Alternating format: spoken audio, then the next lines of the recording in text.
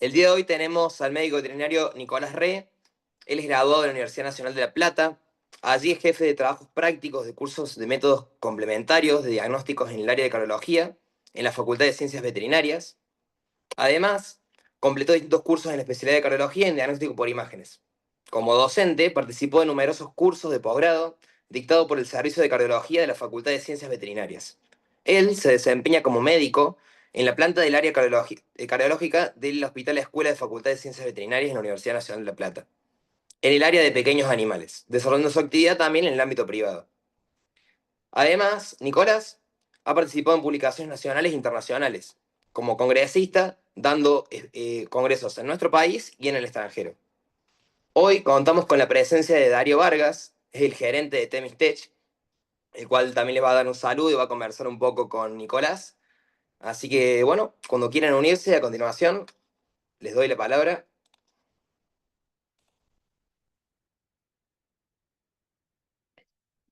Bueno, buenas noches, Octavio, buenas noches, Darío, buenas noches a todos los que se han tomado la molestia de incorporarse a esta pequeña charla.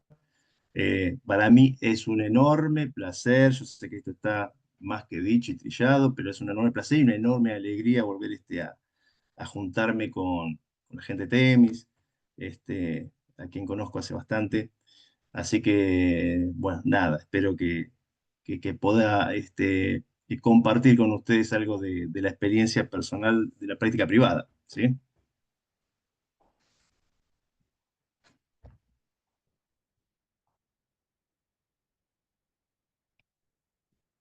No sé si está por ahí Darío.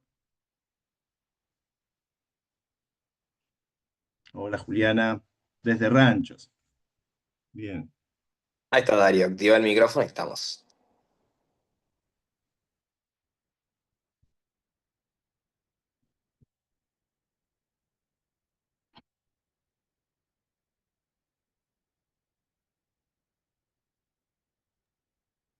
¿Cómo está Muy la comunidad de bien. tenis?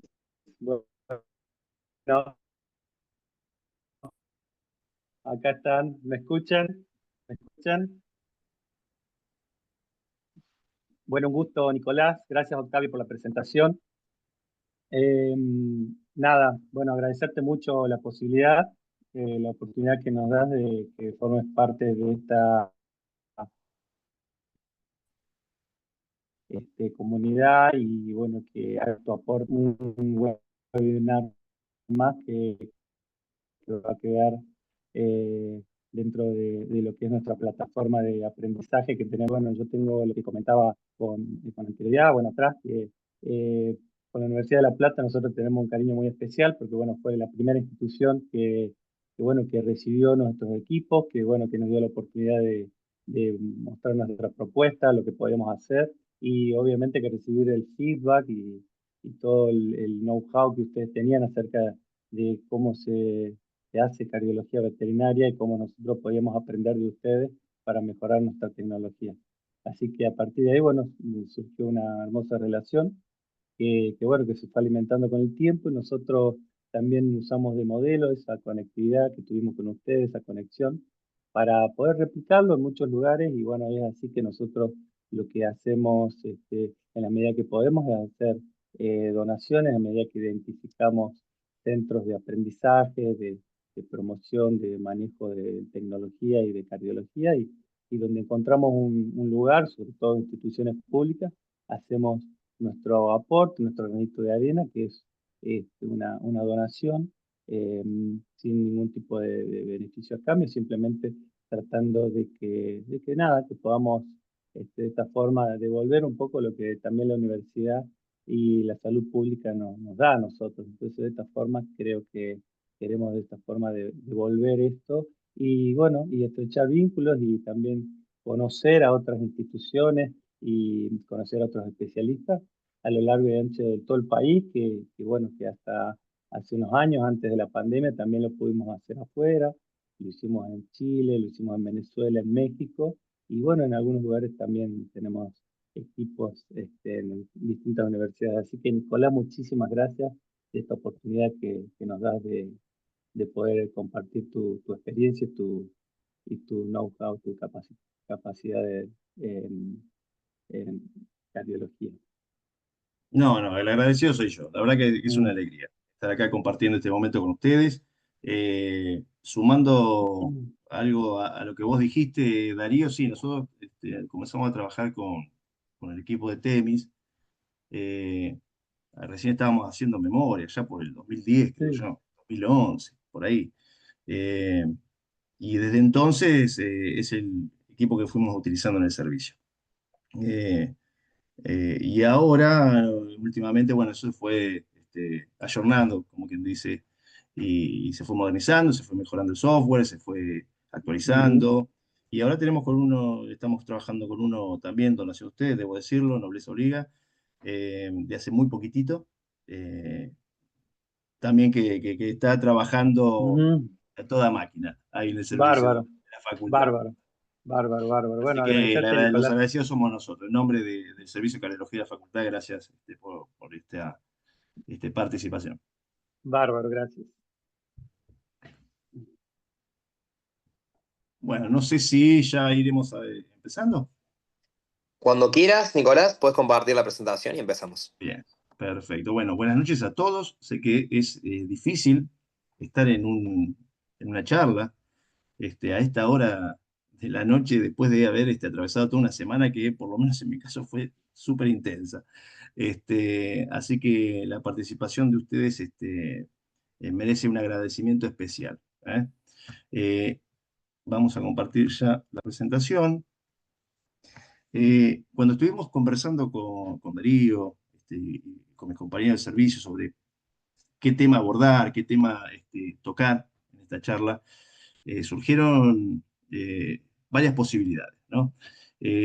Pensamos, bueno, ¿qué vamos a hacer? ¿Hablar de arritmias raras? No, ¿qué sentido tiene hablar de arritmias raras que ningún clínico se va a encontrar nunca y cuando se las encuentre seguramente va a estar derivando a ese paciente a un servicio especialista? Hablar de solamente tratamientos, no. Entonces lo que hicimos fue poner, perdón, ahí está. Lo que fuimos fue poner en una especie de ensaladera un poco de arritmias, un poco de tratamientos, un poco de reconocimiento clínico, un poco de eh, reconocimiento electrocardiográfico, como para mostrarle al clínico, al médico clínico, al veterinario que no es otro que el que nos deriva a nosotros, de qué se trata esto de las arritmias para lograrlo. Hola, y para lograrlo, seleccionamos algunas. Entonces, vamos a hablar un poquitito de arritmias seleccionadas y seleccionadas sobre la base de su incidencia, de su presencia en la clínica diaria. Estas arritmias que vamos a mencionar son tres arritmias que cualquier profesional veterinario que esté ejerciendo la clínica, en el diario se las encuentra. ¿Sí? Bueno, vamos a primero definir, ahí está, vamos a definir el término o el concepto de arritmia. Nosotros en la facultad trabajamos mucho con las definiciones. Las tomamos, las revemos, las recuperamos, las lanzamos, las volvemos a tomar, las volvemos a recuperar y vamos viendo de modificarlas para que año a año tengan más sentido y dejen menos margen a dudas, ¿no? Entonces, una definición de arritmia que nosotros encontramos pertinente o oportuna es justamente esta que les presento yo acá, ¿no? ¿Qué sería una arritmia? Y una arritmia es una alteración siempre entendida en términos patológicos, ¿no? Algo que se altera es algo que pasa de lo normal a lo anormal. ¿Sí? Cuando hablamos de alteración estamos hablando de modificaciones patológicas. Entonces, cualquier alteración de la conducción eléctrica que modifique la frecuencia cardíaca y o el ritmo y o el recorrido de un potencial de acción y o el sitio de origen de ese impulso eléctrico. Entonces, con estos cuatro criterios, yo puedo establecer si estoy frente a una arritmia o no. Una arritmia, una arritmia patológica, es una arritmia que va a cumplir con uno más de estos criterios, ¿sí? No necesariamente con todos. Hay arritmias que cursan con frecuencias cardíacas normales, hay arritmias que cursan con ritmos irregulares, hay arritmias este, que cursan con frecuencias fuera del rango de referencia, pero no son tan patológicas. Hay un poco de todo en esto, ¿no? pero cuando juntan esas arritmias, reúnen uno o más de estos criterios, entonces ya estamos hablando de una arritmia patológica. Me atrevo a decir, y lo dejo eh, liberado un poco a ustedes, que no existe ninguna arritmia que no pueda caber dentro de este concepto, de esta definición. No queda ninguna por afuera de esta definición. ¿Sí? Bueno, ahora teniendo en cuenta un poco de qué hablamos cuando hablamos de arritmia, estamos hablando casi de meternos como una especie de agujero negro. No nos vamos a meter ahí. Simplemente esto para graficar que el mundo de las arritmias es súper extenso. Por lo tanto, esta charla tiene su sentido cuando decimos arritmias seleccionadas. ¿Sí? El mundo de las arritmias, de los tratamientos, de las combinaciones de arritmias, es muy vasto. Y por supuesto que escapa a lo que es una charla de hora y media, creo, que tenemos ahora. ¿Sí? Pero vamos a ir acercándonos a este mundillo. ¿Sí? Vamos a clasificar esas arritmias y estas arritmias vamos a clasificar de muchas maneras. Una de las formas que yo considero más apropiadas, más prácticas y más fáciles de comprender es clasificar las arritmias de acuerdo al sitio anatómico en donde se generan, ¿no? Entonces trazamos en este corazón una línea imaginaria que atraviesa, divide el corazón por su base en dos atrios, o sea, los atrios y dos ventrículos, los ventrículos. Entonces vamos a hablar de todas las arritmias que se originan por encima de esta línea como las arritmias supraventriculares, ¿sí? ¿Cuáles son? Por ejemplo, los complejos prematuros atriales, la taquicardia supraventricular, la fibrilación atrial como representantes comunes de estas arritmias, ¿sí? La bradicardia sinusal, ¿sí? Los ritmos de la unión pueden ser considerados también dentro de lo que son las arritmias supraventriculares, y todas las arritmias que se generan por debajo de esta línea como arritmias ventriculares, ¿sí? Es decir, dentro de estas arritmias, el representante más común es el complejo prematuro ventricular, que organizado y en sucesión de tres o más se transforma en una taquicardia ventricular, ¿sí? Acá va el primer tip de la noche. Esto es como una especie eh, sí, de secreto, como para tener en cuenta a la hora de identificar si una arritmia se origina por encima de esta línea o por debajo, es decir, si una arritmia es supraventricular o ventricular. Las arritmias supraventriculares, por norma, son arritmias que presentan un QRS normal. Esto es casi siempre, en cardiología como prácticamente en todas las áreas de la medicina, y creo que en todos los ámbitos de la vida, nada es absoluto, todo es casi siempre, ¿sí? Bueno, en cardiología esto se presenta a menudo, el casi siempre, ¿no? Pero bueno, tenemos que tomarlo de alguna especie de axioma o alguna especie de norma, como para saber eh, realizar la identificación de la arritmia. Entonces, podemos decir que todas las arritmias que se generan por encima de esta línea, o sea, las arritmias supraventriculares, tienen un QRS normal. Y todas las arritmias que se generan en los ventrículos tienen un QRS anormal. ¿Por qué ocurre esto? Porque una arritmia que se genera en cualquier punto de los atrios, una vez que ese potencial de acción alcanza el nodo auriculoventricular, lo recorre, es como que ingresa en el sistema de conducción. Al ingresar en el sistema de conducción, recorre todas las estructuras del sistema de conducción, que son las de His, rama derecha e izquierda, fascículo anterior y posterior, fibra de Purkinje y después miocardio ventricular. Al meterse en ese sistema de conducción y recorrerlo, el potencial de acción va a llegar a los lugares pertinentes en el tiempo pertinente. Es decir, que la distribución de la electricidad a nivel ventricular se va a mantener. Por lo tanto, el QRS se va a formar de la manera correcta, ¿sí? Eso es más o menos una norma de las arritmias supraventriculares. Tienen QRS normal. Las arritmias ventriculares no, porque las arritmias ventriculares tienen su nacimiento, su origen en un foco ectópico dentro de los ventrículos. Acá el sistema de conducción queda por afuera completamente de lo que es la distribución de la electricidad, ese potencial de acción. Por lo tanto, acá después la transmisión o el recorrido del potencial de acción se va a dar de célula miocárdica en célula miocárdica, transformando el registro electrocardiográfico o la expresión electrocardiográfica en un QRS anormal, que es lo que comúnmente denominamos aberrante, y ahora en unas diapos más adelante vamos a ir visualizando. Aclaro que todos los electros que aparecen en esta presentación son todos electros de pacientes reales, ¿sí? Y pacientes nuestros.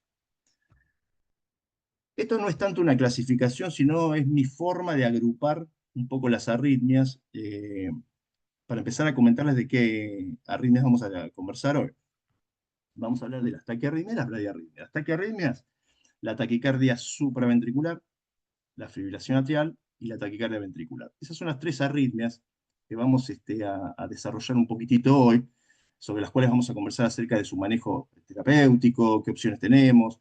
eh, y son arritmias que son eh, de una enorme, de una gran incidencia, de una enorme presentación. Uno se las encuentra a diario, los clínicos incluso en lo que es la revisión del animal, pueden hasta incluso reconocerlas, ¿sí? Después, por supuesto, que se hace un diagnóstico electrocardiográfico, y se tipifica bien la arritmia, pero uno puede reconocerla desde la semiología, desde la ocultación.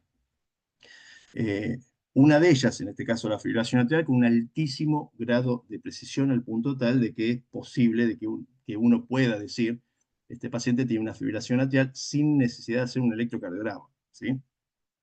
Pero bueno, estas son las arritmias que vamos a desarrollar hoy. Y después tenemos las bradiarritmias, la bradicardia sinusal, el bloqueo auricular de tercer grado, ¿sí? Veamos un registro normal. Esto también es un registro real, esto es un paciente, ¿sí? Desde un punto de vista eh, de un fisiólogo, del punto de vista de un fisiólogo, del punto de vista de la fisiología, estos serían tres ciclos cardíacos, ¿no? Acá tenemos uno, acá tenemos otro y acá tenemos otro. Tres ciclos cardíacos. Desde el punto de vista clínico, estos serían tres latidos, ¿sí? Cada ciclo cardíaco es un latido. Y desde el punto de vista electrocardiográfico o cardiológico, por decirlo de alguna manera, son tres complejos PQRST, ¿sí? Acá tenemos la denominación de estas ondas. Tenemos la onda P, que nos expresa la activación de los atrios, la despolarización de esos atrios, el complejo QRS, que nos representa, nos expresa o nos muestra lo que es la activación de los ventrículos, y la onda T, que nos muestra la repolarización de esos ventrículos, ¿sí? La repolarización de los atrios genera una diferencia potencial tan pequeña, tan baja, que no es eh, detectada por el registro electrocardiográfico, ¿sí? No es que la repolarización de los atrios queda tapada por la onda el complejo QRS o la onda R, ¿sí? Directamente no hay una onda que refleje esto, aunque sí ocurre, por supuesto, si los atrios se despolarizan, los atrios se van a repolarizar, ¿sí?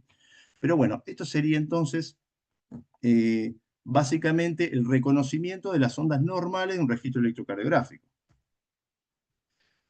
Veamos los principios de interpretación del electro. En este caso, eh, siempre sostuvimos desde el servicio, de la facultad, que cualquier médico clínico tiene la potestad y la posibilidad y la capacidad de hacer una interpretación rápida de un registro electrocardiográfico. Esto no significa que ese médico clínico pueda reconocer a todas las arritmias, no, eso no. Eso ya sería competencia de especialista, ¿no? Pero sí puede hacer una apreciación rápida y reconocer, primero, lo que es un registro normal, un registro electrocardiográfico normal, un ritmo normal, y si no es un ritmo normal, si es un registro patológico, es decir, que existe una arritmia, identificar aquellas arritmias que son más comunes, como por ejemplo estas tres de las que vamos a hablar hoy, o eventualmente, si se trata de arritmias un poco más complejas o combinación arritmia, decir, al menos esto normal no es. Acá está ocurriendo algo. No sé qué arritmia tiene, no sé qué nombre ponerle a esta arritmia, pero normal sé que no es. Así que lo derivo. Creemos que cualquier médico clínico puede hacerlo. Y existe una forma muy práctica de alcanzar este objetivo, ¿sí? Y es con la determinación de tres puntos. Hay tres aspectos del registro electrocardiográfico que cualquier clínico puede determinar y a partir de eso generar como una noción sobre si ese registro es normal o anormal, ¿sí? El primero es el cálculo de la frecuencia cardíaca. Es un dato, no es el único, es un dato, el primer dato. La frecuencia cardíaca, esa frecuencia cardíaca está dentro del rango de referencia en el contexto apropiado. Recuerden que la frecuencia cardíaca, o tomen en cuenta que la frecuencia cardíaca está establecida por un rango de referencia y no tanto de normalidad. ¿Sí? ¿Qué quiero decir con esto? Si ustedes tienen un paciente con una frecuencia de 80, 90 latidos por minuto, ustedes me van a decir, bueno, está dentro del rango de referencia. ¿Sí? Y yo les puedo decir, sí, está dentro del rango de referencia. Ahora, si ese paciente que tiene 80, 90 latidos por minuto, es un paciente al que yo le hice el electro después de que vino corriendo a la consulta durante 2 o 3 cuadras, entonces algo raro está pasando, pese a que la frecuencia cardíaca está dentro del rango de referencia. ¿Sí? Ahí está pasando algo. Lo mismo, si yo le hago en el sentido inverso, en el otro extremo, si le hago un electro a un perro, me da 150, digo, sí, la frecuencia está alta, está elevada, pero está dentro del rango esperable. Bueno, pero si ese perro que tiene 150 latidos por minuto está descansando, durmiendo en la casa y yo lo estoy monitoreando, también está pasando algo anormal. Entonces, esto simplemente para graficar un poco que la frecuencia cardíaca tiene un rango de referencia, no necesariamente de normalidad. O sea, el contexto importa y mucho. Bueno, la frecuencia cardíaca se puede detectar muy fácilmente en un registro electrocardiográfico. No tiene muchos secretos, ni mucho menos. Uno toma un segmento de ese registro, de ese trazado que corresponda a 6 segundos, que en este caso a 25 milímetros por segundo sería 30 cuadrados. No lo explico rápido ahora, pero no era la intención explicar cómo se calcula la frecuencia cardíaca, pero se lo digo para que vean que es muy sencillo. Uno toma ese segmento del registro, que es 15 segundos, y lo multiplica por 10, ya tiene la frecuencia. Es muy, muy sencillo. El segundo aspecto que, ¿no? El segundo aspecto eh, que uno puede evaluar como clínico es el ritmo cardíaco. ¿Cómo es ese ritmo cardíaco? Ese ritmo cardíaco no se define como normal o anormal, se define como regular o irregular. Después vamos a ver si ese ritmo que es regular es normal o anormal, o ese ritmo que es irregular es anormal o normal. Otro aspecto a tener en cuenta, si yo tengo un paciente con una taquicardia ventricular, vamos a tener un ritmo regular, sin embargo, es un paciente con una arritmia patológica. ¿Sí? Ahora, si yo tengo en un canino, por ejemplo, una bradicardia expiratoria, taquicardia expiratoria, ¿sí? La famosa arritmia sinusal, vamos a tener un ritmo irregular, ¿sí? Un ritmo irregular, pero es un ritmo normal. O sea que todos estos aspectos que uno evalúa no necesariamente están indicando patología, así que uno tiene que evaluar el contexto. Pero es un segundo paso importante en lo que es la interpretación rápida de un registro, determinar el ritmo de ese registro. ¿Cómo se determina el ritmo? Y por la regularidad en el tiempo con la que se suceden los complejos. Si yo tengo una distancia entre complejos constante, vamos a hablar de un ritmo regular. Si esa distancia es variable, entonces vamos a hablar de un ritmo irregular. ¿Sí? Y el tercer aspecto que es necesario evaluar para tratar de determinar si el registro que tenemos enfrente es un registro patológico es la integridad del sistema de conducción. Esta integridad del sistema de conducción está representada por la presencia de todas las ondas que vimos recién. La onda P, el complejo QRS, la onda T.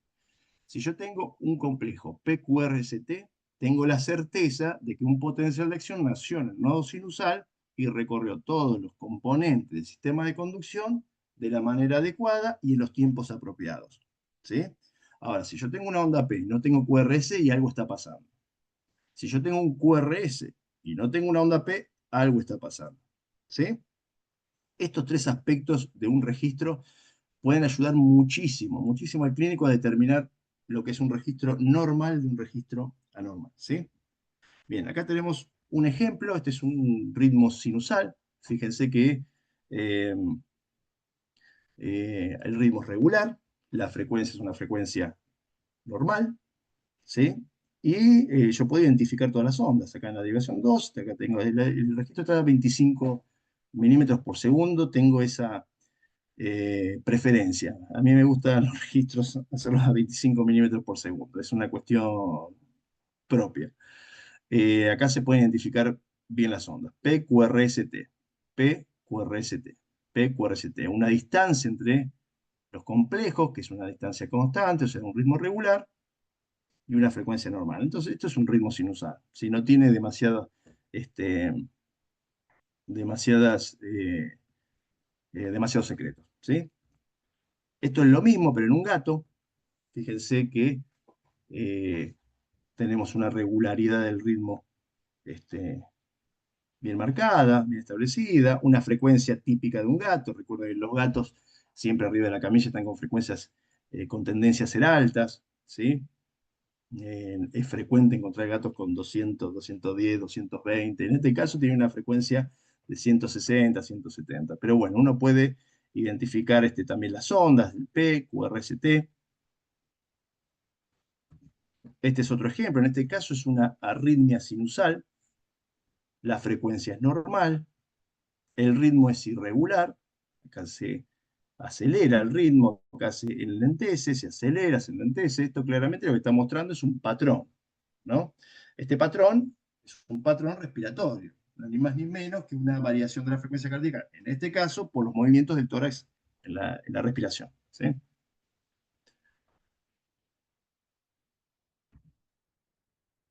Otro ejemplo, este es otro ejemplo. Ahí está. Este ejemplo se lo quise mostrar desde ahora hace poquito. Eh, es una arritmia sinusal muy marcada. Este es un paciente boxer que lo vi esta semana. Este paciente tiene una estenosis subaórtica severa. Es curioso que tenga este registro. Con una hipertrofia simétrica y concéntrica del ventrículo izquierdo, con valores de gradiente altísimos. Es un paciente que lo vengo controlando desde los 3 o 4 meses y ahora está alrededor de los 2 años. Sí, no llega a los 2 años. Bueno, tiene una arritmia sinusal marcada, normal, también un registro normal. ¿Sí? Bien, empecemos ahora a adentrarnos en el mundo de las arritmias que yo les voy a mostrar. ¿Sí?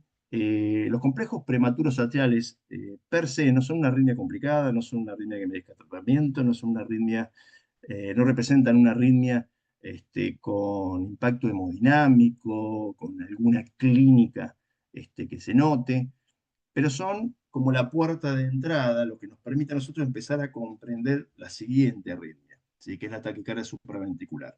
Pensemos en los complejos prematuros ventriculares como una despolarización ectópica. En este caso lo que se despolariza o se grafica acá es el nodo sinusal, y una despolarización ectópica en el atrio, en cualquier punto del atrio. Un foco ectópico en el atrio. Puede ser en el atrio derecho, puede ser en el atrio izquierdo, puede ser cerca de la unión, puede ser lejos de la unión, puede ser en la región inferior del atrio izquierdo, puede ser cerca del nodo sinusal, puede ocurrir en cualquier sitio, ¿sí? ¿Y cómo se observa esto? Vamos a acordar eso. Clínicamente se reconoce como un latido de más, que se anticipa, que se presenta por adelantado, que disrumpe con la dinámica de latidos de ese animal, con la dinámica de la frecuencia cardíaca. Parece, en general se nota bien, no tiene demasiadas dificultades para su reconocimiento clínico. La ocultación se notan como latidos que aparecen antes de tiempo, anticipados. Claro, uno no puede reconocer si esos latidos son de origen atrial o ventricular, ¿sí? Difícilmente los reconozca. Para ese caso, ya nos vamos a valer de un registro electrocardiográfico, ¿no? Pero sí se nota como que está ocurriendo algo, ¿sí?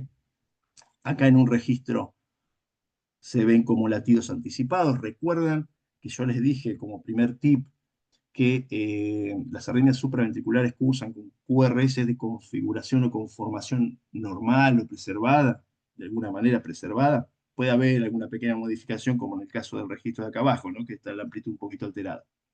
Pero es un QRS que respeta la configuración del QRS sinusal. Bueno, se ven como QRS que aparecen antes de tiempo, que está marcado acá en la flechita. En este caso, la onda P está casi encima de la onda T y muchas veces ni se ve. ¿Sí? La onda P que se forma a partir de un foco ectópico tiene la denominación de P'.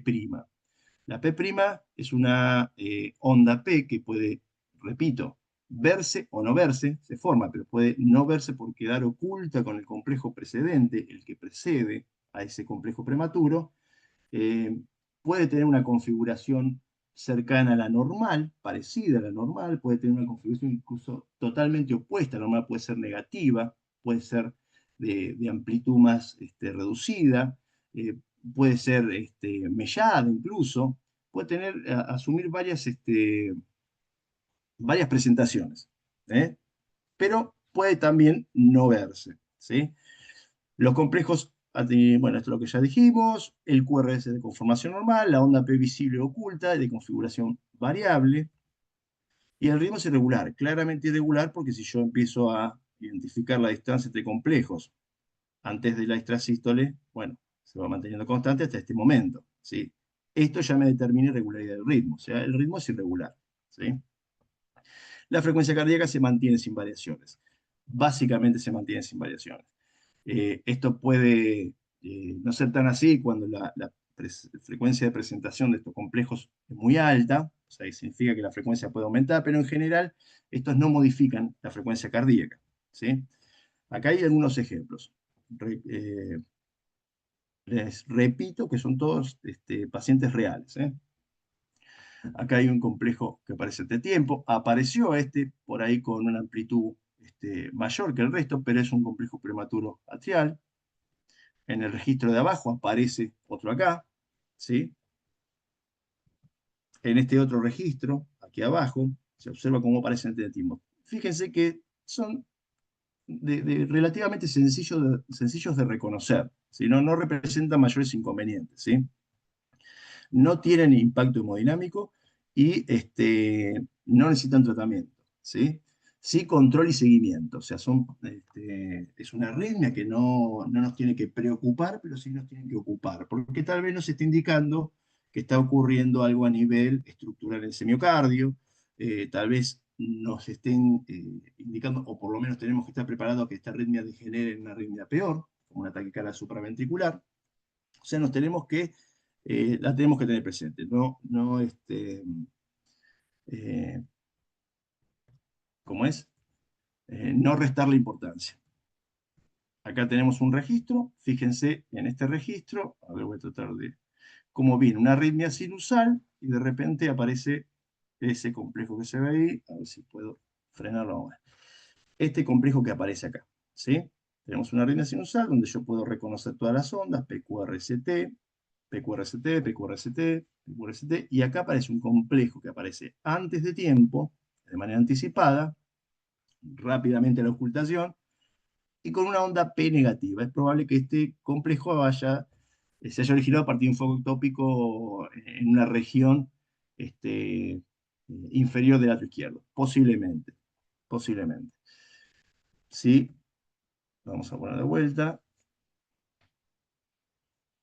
Este paciente, ya les digo, yo me anoté pacientes que eran para tener alguna referencia y poder mostrarles un poquitito el contexto, ¿no?, de estas arritmias.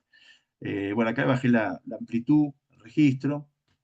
Eso es algo con lo que nosotros podemos jugar simplemente para facilitar la interpretación del registro, manejar la amplitud, la velocidad de registro, en fin. Bueno, y acá se ve, ahí está. Acá se ve un complejo, ¿sí? Complejo prematuro atrial, acá se ve otro. Y este paciente era Joaquín. Joaquín era, no, es Joaquín. Joaquín es un paciente mestizo con una valvulopatía, estamos atendiendo por eso, y van apareciendo estas cosas. ¿Por qué están apareciendo? Seguramente tienen relación con el agrandamiento de los atrios, producto del remodelado que sufre ese corazón por la valvulopatía y el reflujo persistente, ¿sí? Esos atrios se van agrandando, se van dilatando y comienzan a aparecer estas cositas. Posiblemente este paciente, si logra una estabilidad hemodinámica aceptable, sea un paciente y lo tengamos con nosotros mucho tiempo y pueda llegar a desarrollar el día de mañana, si sus atrios se siguen dilatando, o una fibrilación atrial, seguramente. En el peor de los casos, ¿no? Hablo de Joaquín porque conozco el caso y sé que tiene un atrio izquierdo enorme. Este es otro ejemplo de complejos prematuros atriales, en este caso en un gato. Este es Tito, tiene una cardiopatía restrictiva. La cardiopatía restrictiva es una enfermedad estructural, una cardiopatía estructural que cursa con agrandamiento de los atrios, ¿sí? Prácticamente los ventrículos se mantienen sin modificaciones, pero sí hay una dilatación de los atrios manifiesta, excesiva. Esta dilatación es la que propone la aparición de estos focos ectópicos atriales, ¿sí? Así que en este caso está muy bien explicado, ¿sí? Otro caso, este es lindo. Sí, creo que dice ahí arriba. Yo le puse los nombres ahí para no tener que fijarme. Lo que pasa es que una parte de la presentación me lo está tapando algo. Y no sé si soy yo, pero no puedo correr esto. A ver, déjenme un poquito. Bueno, no importa. Bueno, lindo. Este es un gatito, pero con cardiopatía hipertrófica, ¿sí? En este caso acá aparece el CPA. Lo mismo. Fíjense qué lindo registro, incluso para ser un gato. Los gatos tienen registros que son no tan legibles, ¿eh? Por ser gato, porque el gato se mueve, porque el gato empieza el estudio como queremos nosotros y lo termina como quiere él, por lo que sea. Pero bueno, son registros lindos, claros estos. Bien, cuando nosotros tenemos de estos complejos prematuros atriales una sucesión de 3 o más, por definición, es una definición ampliamente conocida, ya hablamos de taquicardia atrial o taquicardia supraventricular, ¿sí? En este caso, la taquicardia supraventricular sería un comportamiento ectópico, anormal, sostenido o persistente, ¿sí? En general son productos de reentradas que se sostienen y se mantienen en el tiempo, ¿sí?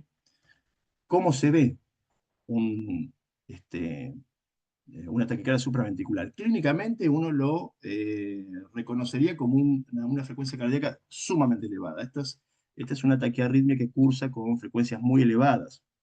No es raro encontrar pacientes que tienen 270, 280, 290, 300, como uno que les voy a mostrar ahora. Eh, la frecuencia es tan elevada que es imposible de determinar de manera manual. O sea que sí o sí necesitamos un monitor o un registro electrocardiográfico. También es una arritmia que tiene mucho impacto hemodinámico, la descarga sistólica se reduce muchísimo y el volumen minuto se reduce muchísimo. Pueden ser intermitentes, tener un comportamiento intermitente, es decir, paroxístico, aparece de a ratos, de momentos, con una más o menos variable frecuencia, o puede ser de manera persistente, mantenerse en el tiempo, o de manera continua, ¿sí? En este caso, en el registro que figura acá abajo, esto a priori parecería ser una taquicardia supraventricular sostenida, ¿sí? El ritmo es regular. Eh, no les, no se los aclaré, pero cuando figura en rojo alguno de los conceptos que yo les muestro, es porque los considero relevante para su identificación. Eh, o por lo menos son características centrales y específicas de la arritmia, ¿sí? Bueno, el ritmo es regular, la frecuencia es elevada, como bien les dije, las ondas P' pueden estar visibles o ocultas. En general están ocultas porque la frecuencia es tan alta que siempre o casi siempre quedan ocultas por el complejo que le precede. Es raro ver en una taquicardia supraventricular, uno puede verlo por supuesto, no digo que no, pero es raro ver ondas P en la taquicardia supraventricular, aunque pueden aparecer. El impacto hemodinámico es marcado, y ahí tenemos, está, unos ejemplos de taquicardia supraventricular. En este caso, este es un registro clarito de taquicardia supraventricular. Acá lo que se pueden ver son complejos QRS sin onda P. Esto es la onda T, no es la onda P. La frecuencia es tremendamente elevada. Yo creo que acá estamos en 300. A ver, 2, 4, 6, 8, 10, 12, 14. Sí, acá estamos como en 280, 300 latidos por minuto. ¿Sí? Es una frecuencia elevadísima y una taquicardia supraventricular de comportamiento persistente, ¿sí? Sostenida en el tiempo. Estos pacientes clínicamente exhiben signos clínicos de insuficiencia cardíaca de bajo gasto, es decir, síncopes, o lo que es más común, al menos en la práctica mía, episodios de debilidad. Estos pacientes son pacientes que se desploman, son pacientes que si no pierden la conciencia se quedan mirando al dueño como diciendo no sé qué me pasa, después se restablecen, en general asociada a alguna actividad o una situación de estrés. En eh, registro de acá abajo lo mismo, ¿no? Una frecuencia regular, frecuencia elevada y un ritmo regular. En el registro de acá abajo, esto es una taquicardia supraventricular paroxística. Acá viene el evento de la taquicardia y luego se vuelve el ritmo sinusal. Este es un paciente que, que me visitó hoy. Después les voy a mostrar algo más característico de este paciente. Pero este es un paciente de hoy, un perrito bulldog inglés. Bueno, acá lo que tienen es una taquicardia supraventricular paroxística, ¿no? Acá aparece y acá se vuelve el ritmo sinusal. Este es otro ejemplo, una taquicardia supraventricular, en este caso en un gato, ¿sí? Ahí no se ven ondas P, se ven solamente QRST. Atendido, tratado, este animal resolvió y bueno, ahí ya empiezan a aparecer las ondas P, ¿sí? Esto es un ritmo normal y esto es una taquicardia supraventricular, ¿sí? Los gatos también sufren de arritmias supraventriculares, ¿sí? Bueno, este es otro paciente, este es una captura.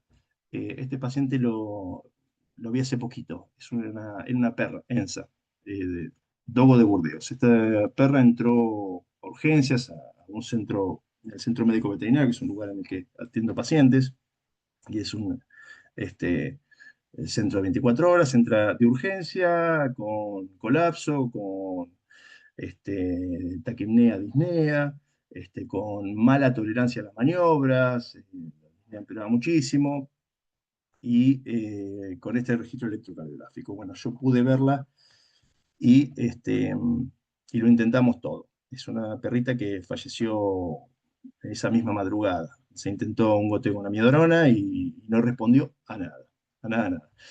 Apenas pude hacer el ecodoppler y por lo menos descartar muchas determinaciones que no se pueden hacer con frecuencias tan altas. Por lo tanto, uno no puede tener, a veces no puede ser concluyente, en ocasiones sí, pero a veces no puede ser concluyente en el diagnóstico cardiológico, a ver si había alguna cardiopatía de tipo estructural. Pero en este caso no era una cardiopatía dilatada, por lo menos eso lo pude comprobar, pese a que el corazón iba a 100.000 por hora. Este, bueno, este paciente, como les repito, finalmente no respondió a la terapia y bueno, murió, hizo un paro en la madrugada de esa misma tarde. Bueno, pasemos a la siguiente arritmia. Bueno, espero que no estén tan aburridos. Esta siguiente arritmia que elijo, selecciono para ustedes, es la fibrilación auricular. Una arritmia súper, súper común, muy común. Esta arritmia tiene la incidencia más alta entre todas las arritmias que tratamos, es la arritmia con impacto hemodinámico más común. Y digo con impacto hemodinámico porque realmente lo tiene. Eh, Quizás la arritmia más común sean los complejos prematuros ventriculares, porque son ocasionados por un sinnúmero de situaciones, pero hemodinámicamente no tienen llegada, no tienen impacto y clínicamente no tienen expresión. Pero la fibrilación auricular sí. La fibrilación auricular es una arritmia que ocurre cuando el miocardio en general, en veterinaria, cuando el miocardio de esos pacientes está muy afectado. Es un miocardio enfermo por dilatación excesiva. En general, esta dilatación excesiva tiene que ver con un remodelado cardíaco producto de distintas cardiopatías. Cualquier cardiopatía que genere dilatación de los atrios puede eventualmente generar una fibrilación atrial, ¿sí? ¿Cómo se ve la fibrilación atrial? Bueno, ¿y qué ocurre eléctricamente en la fibrilación atrial? El fenómeno de la fibrilación atrial es diferente al de la taquicardia supraventricular. En la taquicardia supraventricular yo tengo un foco que asume el rol de marcapasos, que se comporta por reentrada como marcapasos cardíaco, eh, mientras que en la fibrilación auricular tengo unas despolarizaciones masivas, miles y miles de despolarizaciones simultáneas, este, y de esas miles de despolarizaciones, las que están más cerca del nodo auriculoventricular, bombardean ese nodo auriculoventricular. Ese nodo auriculoventricular, que está siendo, para hablar coloquialmente, bombardeado por todas estas despolarizaciones, permite cada tanto tomar una de ellas y bajarla hacia los ventrículos para que efectivamente haya actividad ventricular. Lo que ocurre en ambas arritmias es distinto, aunque el origen puede ser similar, ¿sí? Tanto la taquicardia supraventricular como la fibrilación auricular pueden originarse como secuela de un remodelado atrial excesivo, ¿sí? Una dilatación atrial excesiva. ¿Cómo se observa en el registro? En el registro se observa así, como complejos QRS normales, con una frecuencia alta, pero con un ritmo irregular, ¿sí? Este ritmo irregular representa la principal forma de diferenciar en el electrocardiograma a la taquicardia supraventricular de la fibrilación atrial. Una tiene frecuencia alta, pero cursa con un ritmo regular, la taquicardia supraventricular. La fibrilación atrial tiene frecuencia alta, pero cursa con un ritmo irregular. O sea que si yo tengo dos registros, ahora vamos a volver sobre esto. Si yo tengo dos registros, uno que corresponde a una taquicardia supraventricular y uno que corresponde a una fibrilación atrial, voy a poder reconocer de qué evento se trata con este detalle, ¿sí?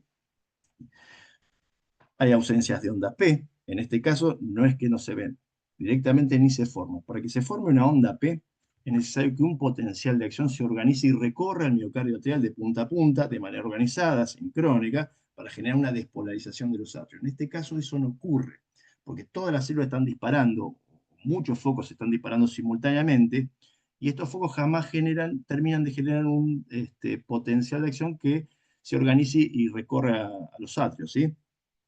Por lo tanto, no va a haber onda P, ni onda P, ni onda P'. Y por lo tanto, no va a haber sístole atrial, ¿sí? El ritmo es irregular, la frecuencia es elevada, el QRS es de configuración normal. Recuerden esto de que las arritmias supraventriculares tienen QRS normales. Y quisiera detenerme en este punto. Clínicamente, una fibrilación auricular es reconocida con facilidad a la ocultación.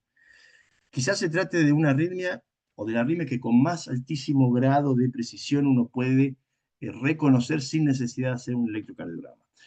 La ocultación de la fibrilación atrial es muy característica, es un ritmo caótico sumado a un déficit de pulso, y esto casi es patognomónico de la fibrilación atrial. Cuando uno ausculta una taquicardia supraventricular, lo que está escuchando es un ritmo elevado, una frecuencia elevada. ¿eh? Vamos a decir que el ritmo va a ser regular, pero no es eso lo que uno ausculta, sino que la frecuencia es elevada. Pero escucha cuando uno oculta a un paciente con fibrilación atrial, lo que está ocultando es algo totalmente caótico. Basta con que ustedes lo oculten una vez para que vean que tan fácil de reconocer es, y una vez que lo ocultan no se lo olvidan más. ¿Mm? La fibrilación atrial es común en pacientes de razas grandes y gigantes. Esto también ya seguramente lo saben. No es común en razas pequeñas, mucho menos en gatos, pero esto no significa que no ocurra allí. Hay gatos, creo que tengo para mostrarles algún ejemplo, gatos que desarrollan fibrilación atrial y razas pequeñas que también la desarrollan. No es lo más común, pero ocurre, ¿sí? ¿Y por qué ocurre en razas grandes? Porque, bueno, se necesita que haya una masa miocárdica atrial crítica. Entonces, tiene que haber atrios grandes, ya sea naturalmente grandes, como ocurre en las razas gigantes, o atrios que se agrandan demasiado como consecuencia de un remodelado cardíaco, ¿sí? La fibrilación auricular, por esto que yo les digo, es una enfermedad o una arritmia que aparece como secundaria en la mayoría de los casos, secundaria a una enfermedad estructural de base, ¿sí? La mayoría de los casos. En los casos en los que se presenta de manera primaria, lo común es verlo, no es común, pero lo común es verlo en razas gigantes. Yo le puedo decir o mencionar, como parte de la casuística nuestra, los vemos en el dogo de Burdeos, lo vemos en el mastín, el cane corso, en esas razas que ahora están tan de moda, ¿no? Están en auge. Y en los últimos años se ha visto cada vez más. Bueno, esas razas sí suelen desarrollar una frecuencia, una fibrilación atrial espontánea, ¿sí? Que es la que por otra parte tiene mayores posibilidades de resolverse, porque una fibrilación sobre un miocardio sano, o sea, puede revertirse con, no digo fácilmente, pero puede revertirse. En cambio, una que se desarrolló a partir de una aurícula gigante, agrandada, dilatada, ya no.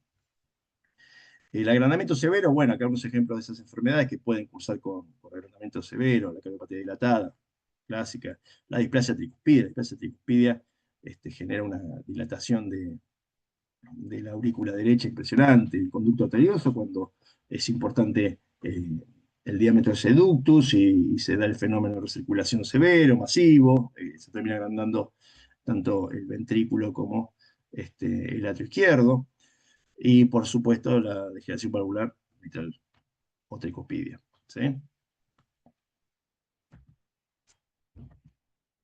Acá ejemplos de una fibrilación auricular o distintas fibrilaciones auriculares. ¿Sí? Fíjense, QRS de configuración normal, no se ven ondas P, ritmo irregular, ¿sí? Y frecuencias altas. Lo mismo que abajo. Esto es una fibrilación auricular, o fibrilación atrial en un gato, ¿sí? Este paciente, se los comparto, lo vi hace bastante tiempo. Acá está la fecha. Lo vi en octubre del 2020, hace bastante tiempo. Me acuerdo de este paciente por dos motivos. Y no es un paciente que haya visto por mucho tiempo. Lo recuerdo era un mestizo de Pitbull de alrededor de 2 años. Me sorprendió mucho la estabilidad hemodinámica que tenía ese animal. Tenía una cardiopatía dilatada. Cuando yo lo veo, era un perro conectado, atento a todo, solamente tenía esta arritmia y estaba con signo de insuficiencia derecha, estaba con ascitis. Me acuerdo eh, porque yo lo veo, lo diagnostico con una cardiopatía dilatada, veo esta arritmia y comienzo a tratarlo. A la semana me encuentro con esto. Esto no es para nada común, no es para nada frecuente ver que una arritmia como la fibrilación auricular resuelve y vuelve, retoma un ritmo sinusal. Esto no es para nada común.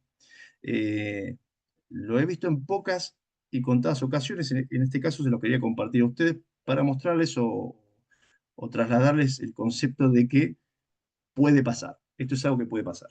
¿Sí? Eh, lo segundo, porque me acuerdo de ese perro, porque me quiso morder. Estaba tan atento, tan conectado con todo, y como todo pitbull medio desconfiado, me tiró un tarascón cuando estaba ocultando. No me llegó a morder, por supuesto, pero me hizo recordarlo a uno. Retomemos un poquitito lo que es la forma de diferenciar una taquicardia supraventricular de una fibrilación atrial.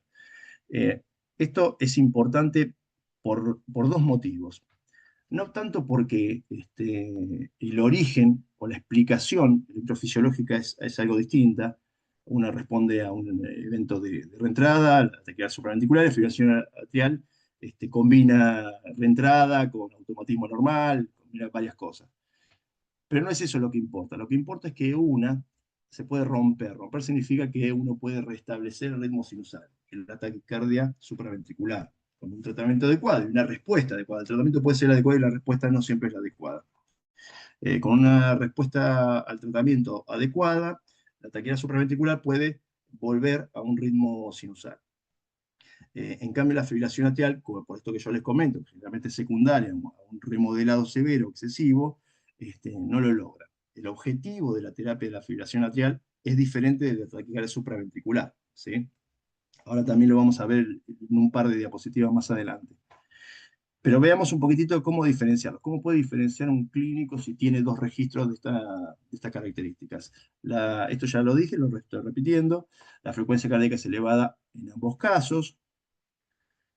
En el caso de la fibrilación atrial no hay ondas P, y en el caso de la taquicardia supraventricular las ondas P suelen ser no visibles, estar ocultas, pero lo que los diferencia, lo que sí es un detalle a tener en cuenta, y que permite saber si estamos frente a una fibrilación o frente a una taquicardia supraventricular, es la regularidad del ritmo. En este caso, el ritmo es un ritmo claramente regular, los complejos se suceden a distancias o intervalos de tiempo constantes, y en este caso, en una fibrilación atrial, un QRS de aspecto normal, la regularidad del ritmo no se mantiene. Es un ritmo claramente irregular. Fíjese la distancia entre este complejo y entre este y este. ¿Sí? Entre este y este y entre este y este. Es una forma muy sencilla. No digo que en ocasiones no se vea tan fácil como en estos dos registros que yo les estoy mostrando, pero en general uno puede hacer este reconocimiento sin dificultades. ¿Sí? Ahora, ¿por qué ocurre esto? Esto tampoco tiene tanta importancia desde el punto de vista clínico o práctico. Realmente yo incorporé esta diapositiva porque me parece un concepto interesante, nada más. Es por eso. ¿Por qué una arritmia se comporta con un ritmo regular y otra con un ritmo irregular? Bueno, esto está muy bien explicado acá en el libro de Santilli, extraordinariamente explicado. Yo voy a tratar de ser sintético, a ver si se puede entender.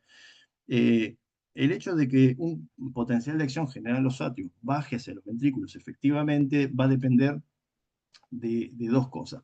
Por un lado, de la intensidad de ese potencial de acción, que se estaría representado por la flecha de acá arriba, ¿sí? Los potenciales de acción tienen diferentes intensidades. Y por otro lado, del estado electrofisiológico en el que se encuentra el nodo atrioventricular, que está representado por este rectángulo, ¿sí? Entonces, estos serían las despolarizaciones, potenciales de acción, y esto el nodo auriculoventricular. Cuando el nodo auriculoventricular es refractario, no es sensible ni susceptible de ser despolarizado por ningún potencial de acción. Pero vayamos al potencial de acción A. Este potencial de acción es lo suficientemente intenso como para despolarizar al nodo auriculoventricular. Y si el nodo auriculoventricular está susceptible de ser despolarizado, como se muestra acá en color blanco, en color celeste o azul, sería cuando es refractario. Va a dejar pasar este potencial de acción y se va a generar actividad ventricular, va a haber actividad ventricular. Puede venir un potencial de acción de mayor intensidad para encontrar al nodo auriculoventricular refractario.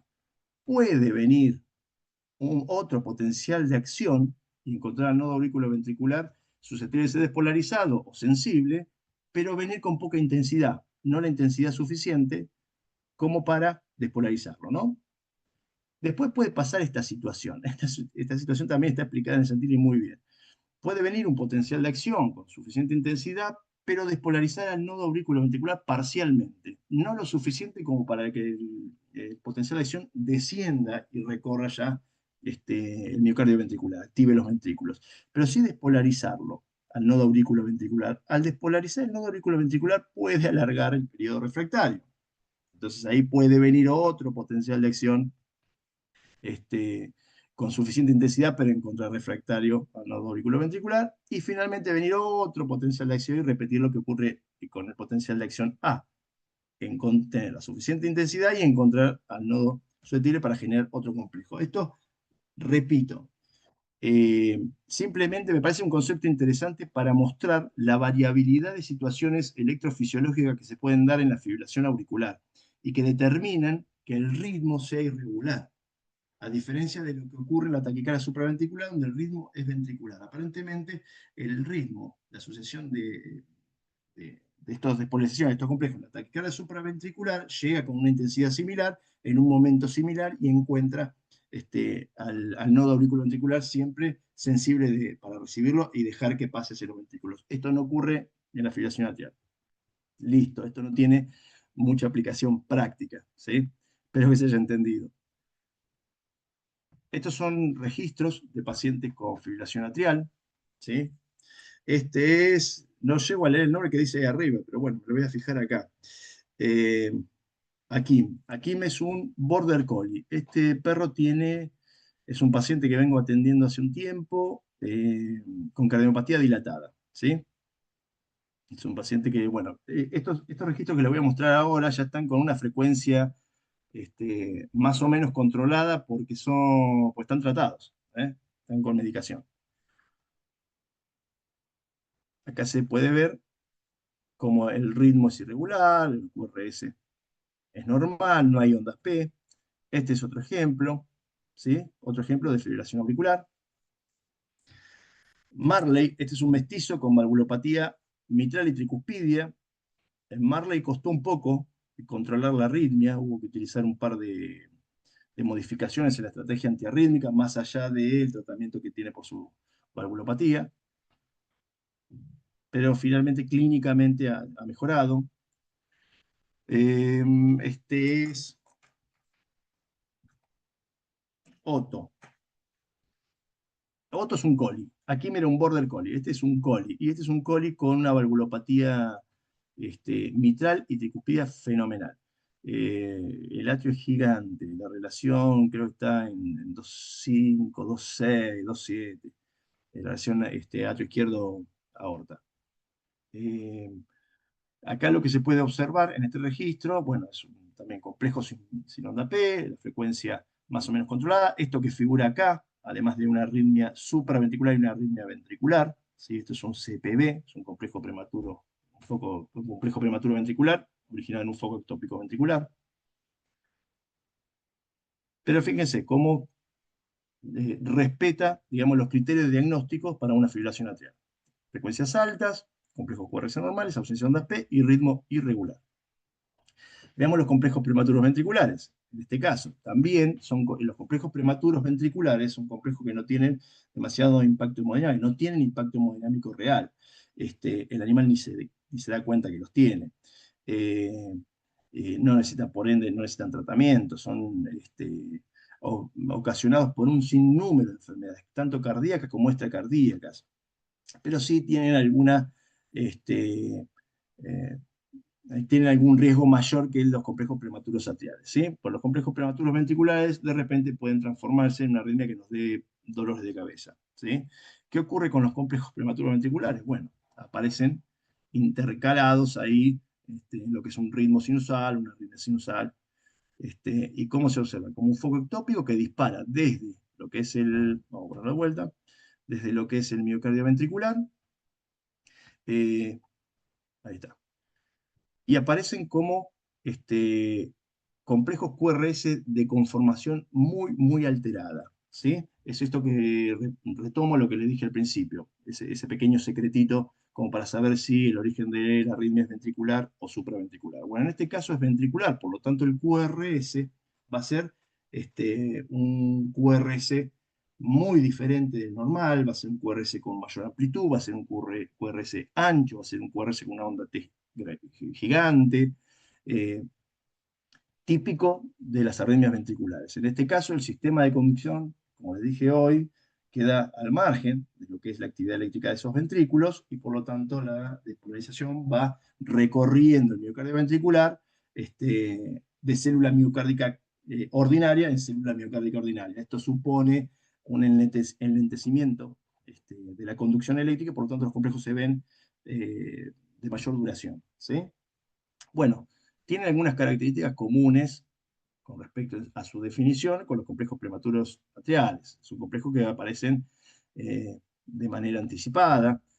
Clínicamente uno los oculta también como latidos que se apresuran, latidos que aparecen antes de tiempo, ¿sí? En frecuencia variable, cantidad variable, ¿no? El QRS está alterado, no hay onda P, en este caso ya no se forma la onda P, ¿sí? No hay onda P asociada. Uno no va a encontrar una onda P y CPV, no, eso no va a ocurrir. Los CPV no tienen ninguna onda P asociada, o sea que ya es una pauta de reconocimiento de este foco ectópico ventricular, ¿sí? El ritmo es irregular, y la frecuencia cardíaca se mantiene casi sin variaciones. Fíjense que en este caso son dos características propias tanto de los focos de los CPA como de los CPB, ¿no? El ritmo es irregular en ambos casos, la frecuencia cardíaca es invariable en ambos casos, clínicamente no tienen expresión, se reconocen de una manera similar, ¿sí? Pero tienen una enorme diferenciación a nivel del registro electrocardiográfico. Uno los reconoce fácilmente uno de otro, ¿sí? ¿Cómo se pueden observar en un registro ahora en tiempo real? Es eso, ¿no? Tenemos en este caso una arritmia sinusal, fíjese la variación del ritmo, complejo P, QRST, P, QRST, PQRST, y acá anticipadamente aparece esto que claramente tiene una conformación completamente alterada, este, aberrante, ¿sí?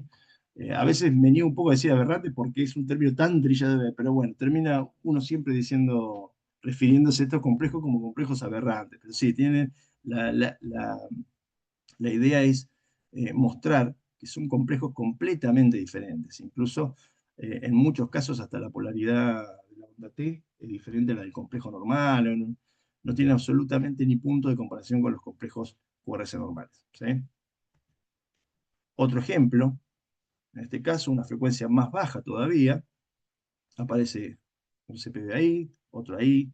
En este caso aparece este, de manera bastante frecuente, ¿sí?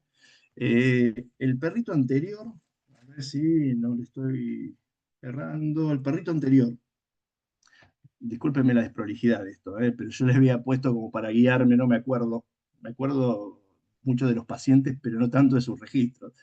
Este perrito, a ver, este es un ovejero alemán. Eh, este es un ovejero alemán al que se hizo un control después de una resolución de torsión gástrica. Este perro entró en urgencia, se operó y bueno, el control que se pudo hacer posterior, cuando ya el animal, digamos, salió de peligro, bueno, apareció esto. Lo curioso es que es un animal que yo había visto unos meses antes y estaba, tenía un registro normal, ¿sí? Este paciente, este es Toto.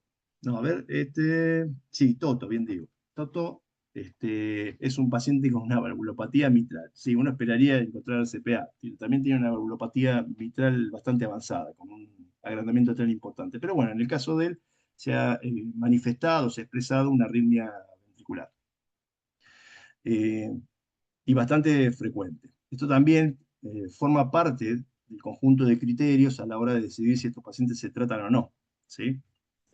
Bien. ¿Qué pasa con la taquicardia ventricular? Bueno, ahora nos metemos en la tercera arritmia que a mí me interesaba bastante mostrarles.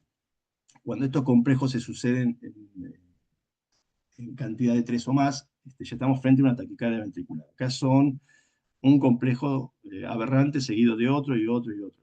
El impacto hemodinámico de esto es alto, el descenso de la descarga sistólica es importante. Recuerden que son taquiarritmias. Las taquiarritmias son arritmias que ocurren con frecuencias demasiado elevadas. Hay una sístole que se produce antes de tener una buena diástole, por lo tanto, ese corazón no logra llenarse de sangre para después efectivamente expulsarla. Así que esta taquiarritmia es una taquiarritmia que cursa con una reducción de la descarga sistólica y del volumen minuto, finalmente importante, y con signos clínicos, ¿no? Fundamentalmente, episodio de debilidad o síncopes. ¿Cómo se observa? Entonces, repito, se observa como una asociación de 3 o más complejos. También puede tener un comportamiento persistente, es decir, sostenido, o puede ser paroxístico, puede aparecer de a momentos, ¿sí? El ritmo es regular, la frecuencia es elevada, muy elevada, y a diferencia de la taquicardia supraventricular, que no es una arritmia benigna, ni mucho menos, en este caso el riesgo de una muerte súbita es mayor, ¿sí? Un paciente con una taquicardia ventricular puede degenerar en un paro cardíaco o una fibrilación ventricular, ¿sí? Acá hay algunos ejemplos, en este caso una taquicardia ventricular paroxística, viene un ritmo sinusal y acá se declara o se expresa la taquicardia ventricular. En este registro de aquí abajo, una taquicardia ventricular sostenida. Bueno, muy bien. Hasta acá el reconocimiento de las arritmias más comunes, que son estas 3 que yo les propuse hoy, que son la taquicardia supraventricular, la fibrilación atrial y la taquicardia ventricular. Bien, tenemos entonces bajo nuestro radar la posibilidad de estar frente a una de estas arritmias. ¿Qué hacemos? ¿Cómo las tratamos? En el tratamiento de las arritmias, los tratamientos no son tan lineales como cabría esperar. No es que esta arritmia tiene esta medicación y con esta medicación tiene que andar y si no anda, está este plan B. No, en el tratamiento de las arritmias, o por lo menos de estas arritmias, y me atrevo a decir que de todas las arritmias, eh, está el plan A, el plan B, el plan C, el plan D, volver al plan A. Uno puede ir jugando en el buen sentido de la palabra, con la incorporación de drogas y la combinación de drogas. pese a que hay algunas referencias que suelen ser bastante efectivas a la hora de abordar inicialmente a cada una de ellas, ¿sí? Veamos algunos objetivos. En el caso de la fibrilación atrial, el objetivo fundamental, recuerden que yo les mencioné que la fibrilación auricular en la mayoría de los casos es secundaria a una cardiopatía estructural que generó dilatación atrial excesiva. Por lo tanto, uno debe esperar o suponer que la fibrilación atrial es irreversible, ¿sí? Que esa arritmia se instaló y es irreversible. Lo del caso que yo les mostré, del perrito que me resolvió en una semana eh, la fibrilación auricular, que les conté con una CMD, es anecdótico, o sea, eh, no es la norma, ¿sí? Bien, entonces, en el caso de la fibrilación atrial, el propósito de la terapia es reducir la frecuencia cardíaca. Con tan solo reducir su frecuencia cardíaca, uno puede hacer que el animal conviva con su enfermedad, conviva con la arritmia, con un costo hemodinámico leve. Vamos a decirle leve, o por lo menos llevadero, ¿sí? En el caso de la taquicardia supraventricular y la taquicardia ventricular, uno debería esperar romperlas en el sentido de que se retome un ritmo sinusal, ¿sí? Uno con la terapia debería tratar de discontinuarla, ¿sí? Otro propósito de la terapia es reducir el riesgo de muerte súbita, sobre todo en la taquicardia ventricular, ¿sí? Y todo esto sumado, disminuir o anular los signos clínicos. Pasa en ocasiones que los pacientes, o pasa muy habitualmente, que estos pacientes que están con una arritmia de esta naturaleza, que empiezan un tratamiento, vuelven al control para la terapia antiarrítmica, y por ahí encontramos que las variaciones o la mejoría en el registro electrocardiográfico no es tan contundente, pero el propietario refiere que el animal cambió su ánimo, cambió su comportamiento, empezó a comer, está más activo, va, ladra. O sea que clínicamente se nota una mejoría. Eso yo lo he notado en muchas ocasiones. Ya ingresan estos pacientes al control y viene el propietario, el responsable del animal, el tutor, y ya entra diciendo, bueno, está bárbaro, cambio es el día y la noche, ahora le ladra a los otros perros, quiere salir a pasear, y cuando le hago el electro, la mejoría no es tan contundente como esto que refiere el propietario acerca de la mejoría clínica. Pero bueno, esto ocurre, ¿sí? Y ocurre eventualmente porque esa arritmia comienza a controlarse, ¿sí? Esto es algo que yo cada vez noto más a menudo. Esto es un concepto que considero casi un axioma. No es nada nuevo, lo han escuchado muchísimas veces, pero en los pacientes que yo atiendo, a diario me encuentro con esto, con enfermos, no enfermedades. La terapia antiarrítmica para la insuficiencia cardíaca que funciona en un paciente, no funciona para nada en el otro, funciona parcialmente en el tercero. Eh, a este paciente tengo que utilizar una estrategia combinada con solamente una medicación, ya controlo su arritmia. Eh, Esto es muy, muy habitual. Y con el tema de las arritmias y las medicaciones antiarrítmicas, uno esto lo tiene que tener presente permanentemente, porque uno permanentemente eh, eh, está haciendo, probando, tanteando. Uno inicia la terapia antiarrítmica con referencias consagradas, ¿no? Por supuesto, uno va a utilizar la medicación más apropiada en ese momento, pero eventualmente, si la respuesta no es la deseada, entonces comienza una etapa donde uno tiene que ir haciendo eh, estrategias diferentes, elaborando estrategias diferentes, combinando drogas, reduciendo la dosis de una y elevando la otra, manteniendo una y cambiándola por una tercera droga. Empiezan a hacer cosas hasta encontrar con la opción terapéutica que más resultados da, ¿sí? ¿Qué drogas manejamos? Bueno, esto para mencionárselo, esto no es una charla de drogas antiarrítmicas, mucho menos, sí mencionarles cuáles son las que utilizamos eh, eh, comúnmente para el manejo de las arritmias que yo les presenté hoy, de la taquicardia supraventricular, la fibrilación atrial y la taquicardia ventricular. Algunas de estas medicaciones tienen efecto en ambos grupos de arritmias. Algunas tienen un efecto solo en las taquicardias ventriculares, otras solo en las taquicardias supraventriculares, a veces ni siquiera, a veces hay que utilizar combinaciones, como le dije recién, pero básicamente esto es un pool de medicaciones que utilizamos habitualmente. Le quiero simplemente mencionar algunas características, y ya medio como para ir entrando en la recta final de esta charla, para que no se haga tan pesada, con algunos casos clínicos tratados, algunas características de las medicaciones. La amiodarona es una medicación muy efectiva para el tratamiento de arritmias supraventriculares y ventriculares. Eh, si bien hay una dosis más o menos establecida, eh, hay diferentes preferencias, ¿no? Está quien prefiere iniciar la terapia con amiodarona con una dosis alta y luego reducirla. Otros que, como yo, por ejemplo, que prefieren utilizar una dosis intermedia desde el inicio de la terapia. Eh, es una medicación que se utiliza con mucha seguridad en el corto y mediano plazo por vía oral. En el largo plazo trae algunos inconvenientes. El tema de las dosis es anecdótico, ¿eh? Eso lo pueden conseguir de cualquier lado. Yo lo puse ahí simplemente eh, como referencia, pero bueno, es anecdótico.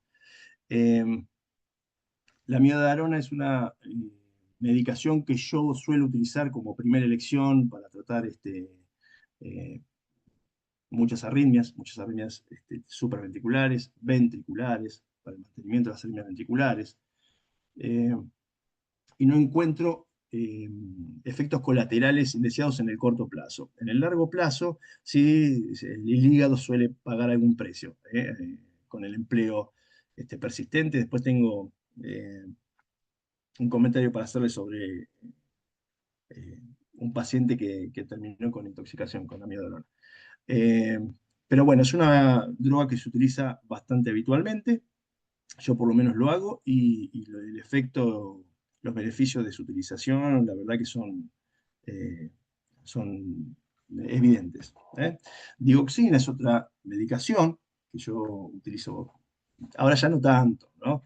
Pero en algunos casos en donde yo tengo la certeza de que eh, el animal tiene apetito, en algunos casos donde yo necesito reducir la frecuencia cardíaca, en el caso de la fibrilación atrial, la dioxina sirve o es efectiva con arritmias supraventriculares, la fibrilación atrial sobre todo, ¿no? Es una droga que puedo utilizar sola o combinada, la he utilizado combinada con la amiodarona, la he utilizado sola, la he utilizado en una dosis más o menos estándar. Recuerden que la dioxina no tiene una ventana terapéutica grande, es una medicación que tiene efectos colaterales en dosis terapéuticas, es una medicación que no pocas veces genera anorexia, alguna, alguna condición digestiva, que resuelve rápidamente con el manejo de la dosis o con la suspensión de la medicación. Pero suele ser muy efectiva para bajar la frecuencia en los pacientes con fibrilación auricular. ¿Sí? El sotalol como una medicación, como un antiarrítmico, sobre todo, es un antiarrítmico de clase 3, pese a ser un beta bloqueante. Es un beta bloqueante beta-adrenérgico, también alfa, y tiene eh, por ahí una buena eficacia, o está reportado en el manejo de las taquicardias ventriculares o la taquicardia ventricular, o en el manejo para evitar la muerte súbita en el boxer, ¿no? Eh, lo uso también, lo uso, no me ha dado en mi experiencia personal el mismo beneficio que la miodarona, eh, pero lo uso habitualmente. El diltiazem es una medicación que yo también uso bastante en el caso de los gatos con cardiopatía hipertrófica. En el caso mío, creo que la mayoría de mis colegas se prefiere un beta bloqueante, pero bueno, yo utilizo el diltiazem. Esto es como que uno tiene su experiencia personal. El diltiazem ha mejorado la clínica de muchos gatos que yo he atendido con cardiopatía hipertrófica, y lo he utilizado mucho para eso. Pero bueno, es una medicación que puede utilizarse como antiarrítmico, es un antiarrítmico de clase 4, es un bloqueante de los canales lentos de calcio. Eh, mm, y puede tener alguna función, algún buen efecto en lo que es la reducción de la frecuencia cardíaca en la fibrilación atrial. Se puede dar junto con la amiodarona. Recuerden que tratamos enfermos y no enfermedades, por lo tanto, para resolver una arritmia hay que evaluar el contexto general de ese paciente. Si tenemos un paciente, por ejemplo, con una cardiopatía dilatada, hay que tener alguna prudencia, alguna precaución en la utilización de drogas que por ahí son potencialmente inotrópicas negativos, ¿sí? Para no reducir aún más la capacidad contráctil y generar insuficiencia cardíaca por la terapia antiarrítmica. La lidocaína como el fármaco, la droga de primera elección, para manejo inicial y rápido de la taquicardia ventricular, es una droga muy efectiva. ¿Eh? Eh, es ampliamente, es muy probable que muchos de ustedes la estén usando. Se utiliza de manera en bolo y después con una infusión, en general en infusión, y es muy efectiva para lo que es el manejo de la arritmia, de la taquicardia ventricular inicial, ¿sí? No para el mantenimiento de estos pacientes, porque es una droga que tiene un efecto de primer pasaje altísimo, no se puede dar por vía oral. Eh, con lo cual se maneja rápidamente lo que es el evento agudo y después el mantenimiento se hace con, por ejemplo, amiodarona. ¿Sí? Y los betabloqueantes, otra de las drogas que utilizamos para el manejo antiarrítmico, betabloqueantes como el propanolol, el atenolol. Particularmente uso el atenolol, que es un betabloqueante específico, lo utilizo no no habitualmente, lo utilizo en algunos casos cuando no tengo el efecto deseado con otras medicaciones. Tiene algunas ventajas comparativas con respecto al propanolol. El atenolol tiene una vida media más larga, por lo tanto no se da cada 8 horas como el propanolol. Es un antagonista selectivo, o sea que uno podría utilizarlo en pacientes con problemas respiratorios. ¿Eh? Eh, y bueno, creo que tengo unos casos para mostrarles con atenolol. ¿Eh? Bueno, el primero, ya está. Ahí está. Bueno, ahora iniciando la última parte ya de esta presentación, como para reunir un poco los conceptos que conversé con ustedes hoy acá, y antes de empezar con las preguntas, si ustedes quieren volver sobre alguno de los conceptos que vertimos acá, les voy a mostrar algunos casos manejados con distintas terapias. ¿Sí? En este caso es una taquicardia supraventricular. Esta acá era una perrita galga, miel. Y este electro se hizo como un preanestésico. Esto fue un hallazgo de preanestésico. Cada tanto pasan estas cosas. Este, Vienen pacientes en apariencia sanos y cuando uno hace el electro encuentra una aquelarre. Bueno, esta perrita tenía esta taquicardia supraventricular con una frecuencia alta y algunos signos, cuando salió esto, por supuesto, en el registro electrocardiográfico, lo hacemos el electro, vamos a taquicardia supraventricular, hicimos un estudio más profundo y hicimos un ecodoppler. En el ecodoppler apareció como una ligera hipertrofia simétrica, concéntrica del BI. Así que preferí usar en ese caso atenolol. En este caso funcionó. Arrancamos con atenolol. Este, y la frecuencia cardíaca se normalizó. ¿Sí? Es un caso que respondió solo con eso. ¿Mm? Este es Aquiles, este es un perrito que empecé a atender en noviembre, creo, del año pasado, octubre, noviembre del año pasado. Este perrito este, es un labrador de 12 años que no tiene cardiopatía estructural. Llega a la consulta, le hago un electro y me da esto, ¿no? Tiene una frecuencia cardíaca de alrededor de 300 latidos por minuto. Con este paciente empecé con amiodarona. Eh, no resolvió. Sumé digoxina, no resolvió y dejó de comer. Finalmente suspendí la amiodarona combinada con digoxina y empecé con atenolol. Y desde marzo que está así, con el atenolol. O sea, otro paciente que respondió con un beta bloqueante y respondió de una manera increíblemente satisfactoria porque la gente es muy está muy encima de él y lo ha llevado a control muchísimas veces. Desde marzo que funcionó esta medicación, lo estoy viendo relativamente seguido y sigue igual. Así que es un caso que funcionó bien con atenolol.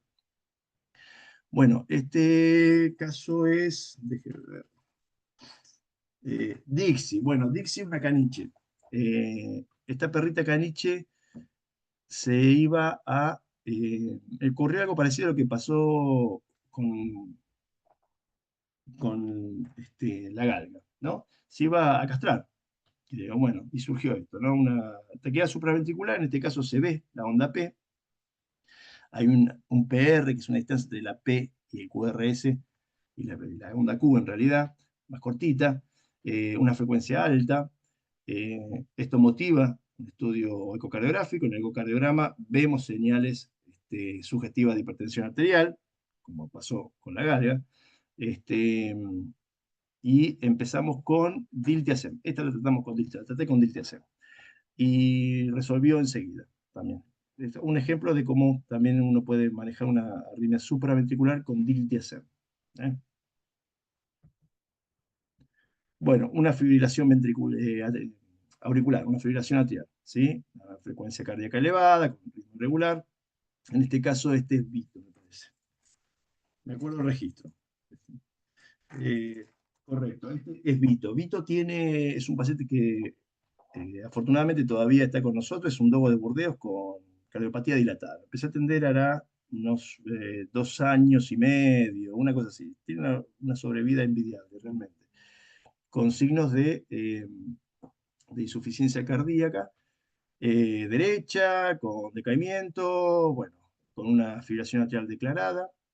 Y, eh, y bueno, con todo el tratamiento afín para su enfermedad de base, que era la cardiopatía dilatada. Empezó con Pimovendan, y terapia diurética. Creo que hicimos inicialmente la punción abdominal también y demás. Y la fibrilación atrial de regulamos, la controlamos más o menos rápido con una combinación de amiodarona y dioxina. Empecé con eso, porque estaba comiendo. Entonces me animé a hacer eso, sobre todo para bajar. ¿Por qué hago esta combinación desde un inicio? Y no empiezo directamente con amiodarona solamente. Bueno, en algunos pacientes siento la necesidad de bajar la frecuencia cardíaca de manera más o menos rápida. La amiodarona tiene eh, una latencia hasta que comienza a hacer efecto que para mi gusto lleva varios días. Entonces la combinación me ha mostrado a mí que en muchos pacientes el control de esa frecuencia se logra bastante antes, ¿sí? Cuando se usa la amiodarona combinada con dioxina. Y desde entonces está con la amiodarona, digoxina, en una dosis muy bajita, pero con una fibrilación bien controlada, ¿sí? Bueno, el siguiente caso. Este caso es una perrita boxer, también la atendí hace bastante tiempo, con una taquicardia ventricular clara, ¿no? Es una taquicardia ventricular que se declara y se mantiene sostenida por mucho tiempo. Esta paciente la vi también hace bastante, eran unos 4 años, por ahí. Y la fuimos monitoreando, fuimos haciendo la terapia que corresponde, con el lidocaína endovenoso, en bolo y después en una infusión. Ahora en la próxima diapo tengo la respuesta a esa terapia. Y a las 2 semanas más o menos vuelve ya con la terapia de mantenimiento y con la, digamos, taquicardia ventricular no controlada del todo, pero con un ritmo más aceptable, ¿sí? Después con el tiempo esto fue mejorando, ¿sí? Logró mantener un ritmo aceptable con CPBs así aislado, que a veces se hacían más o menos frecuentes, pero sobrevivió mucho tiempo. Este es el momento del manejo con lidocaína, de taquicardia. El asunto con esta perrita fue que la propietaria siguió con amiodarona de mantenimiento. La propietaria, por quién sabe qué, por una de esas cosas, dejó de venir a la consulta, supongo que la habrá visto bien, eh, y vuelve más o menos como a los 2 años, con la perra descompensada. Y cuando veo la perra tenía un montón de lesiones en la piel, pero unas lesiones muy, muy características. Parecían como zonas de dermatosis. sin pruritos, nada. Y cuando indago un poquitito sobre el tratamiento que fue llevando a lo largo de todo ese tiempo, que quedó sin control a la perra, me dijo que para que anduviera bien le dio 2 comprimidos de amiodarona cada 12 horas. O sea que ese perro estuvo al menos más de un año tomando 4 comprimidos al día de amiodarona de 200 miligramos, sino que solamente viene por 200 miligramos. Eh, bueno, es una perra que se intoxicó por eso. En el momento en que yo la vi, tenía su clínico, la perra estaba muy bien, la habían decidido la eutanasia. Pero bueno, fíjense cómo estuvo un montón de tiempo ese animal tomando esa dosis tan exagerada. Bueno, y tirando ya o mostrándoles los últimos registros que quería presentarles, tenemos este. Este es un episodio de taquicardia ventricular, ¿eh?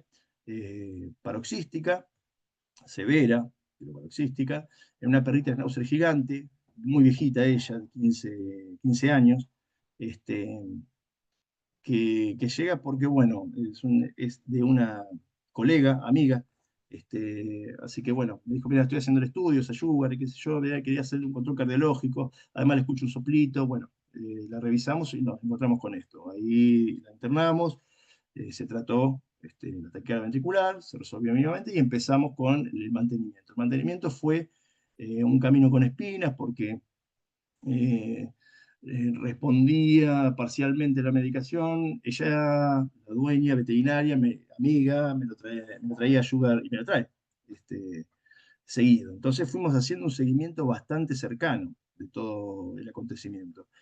Y empezamos con amiodarona, eh, le sumamos dioxina, sacamos la amiodarona, todo esto frente a la no respuesta. Perdón, dioxina no, sotalol. Empezamos con la amiodarona y le sumamos sotalol. Dijimos, bueno, vamos a sacar la amiodarona para, porque tenía un laboratorio con el hígado, con las transaminasas un poco elevadas. Vamos a ver, y se controló. Se controló, esto estamos hablando ya de hace unos 7, 8 meses. Todos los controles sucesivos este, mostraban algunos CPB que iban apareciendo, pero nunca repitió un episodio de taquicardia ventricular. Sí, en un momento recrudece la arritmia y aparece nuevamente la taquicardia ventricular, así que retomamos la amiodarona con el sotalol lo fuimos eh, manejando en su dosis eh, y se controló por mucho tiempo hasta hoy, porque hoy vino y hoy estaba así. ¿Eh?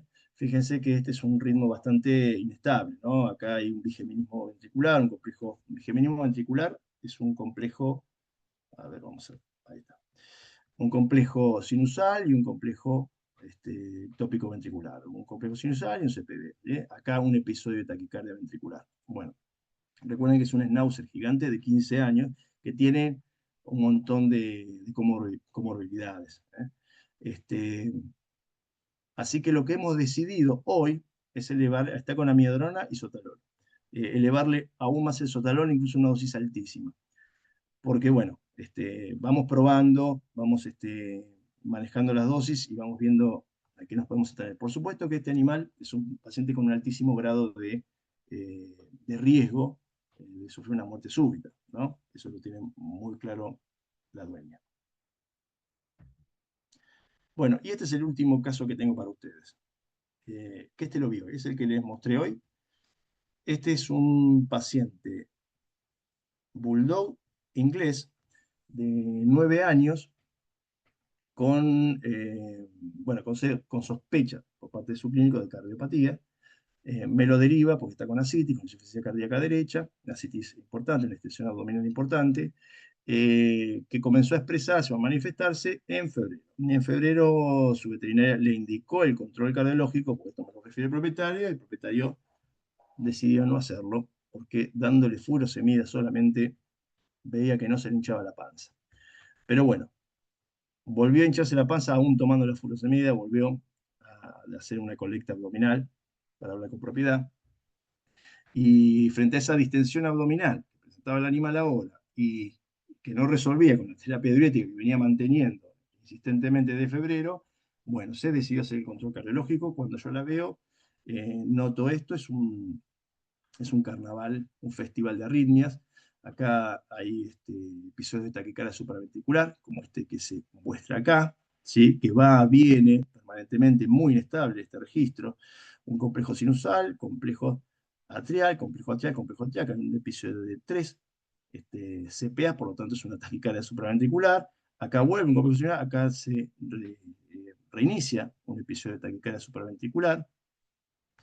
Y así todo el registro, ¿no? Incluso aparece, no sé si en este pequeño segmento de video se puede observar, pero aparecen también CPVs.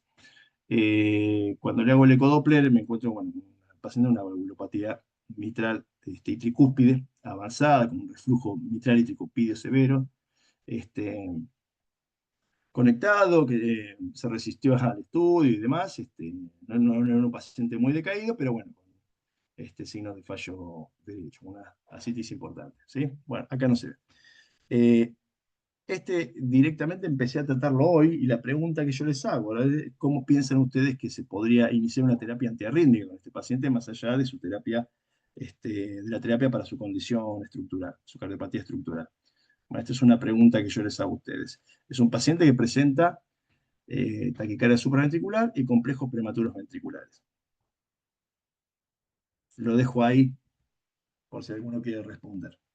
Yo, hasta acá, los casos que reuní como para compartir con ustedes son todos casos reales, todos casos que muestran que las sardinas se manejan de manera eh, diferente y en función de cada caso en particular. No hay una fórmula única para cada paciente. Eh, y uno tiene que darse lugar a ir probando combinaciones de estas drogas. No tiene que tener miedo, sobre todo frente a una falta de respuesta a las terapias convencionales, ¿no? No sé si tendrán alguna pregunta que hacer.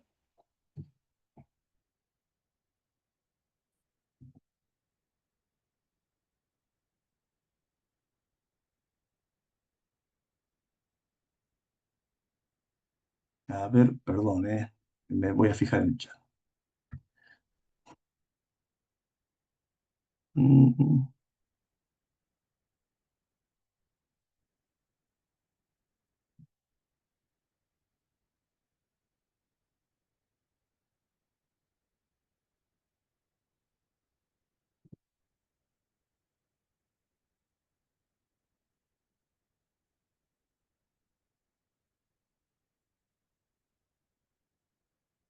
Graciana Pérez, si no combinar, me imagino que te referís a la pregunta de si es sobre ese último registro.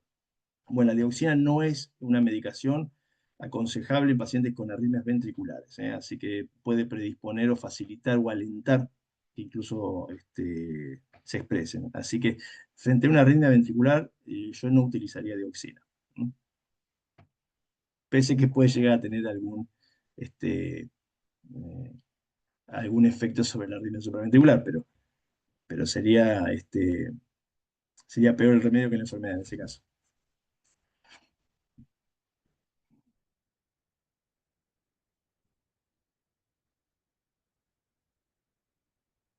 Sí, a ver, no quiero ver. Diltiazem, bueno, el diltiazem podría ser una opción. Yo decidí utilizar amiodarona, porque la amiodarona me cubre tanto el aspecto supraventricular como el aspecto ventricular. Habrá que ver si después es necesario este, eh, modificar este tratamiento, incorporar alguna medicación. Este,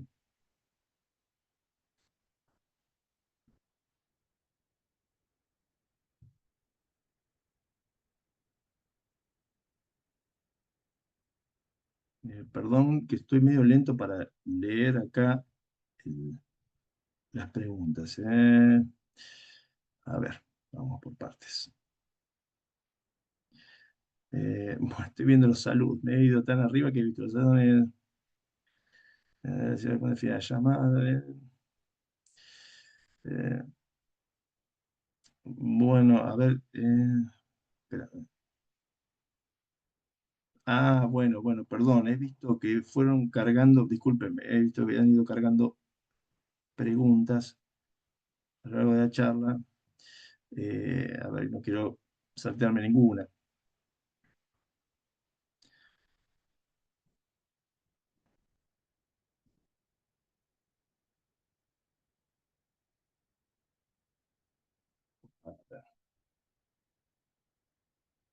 Perdónenme, ¿eh? Estoy bastante lento con esto. No,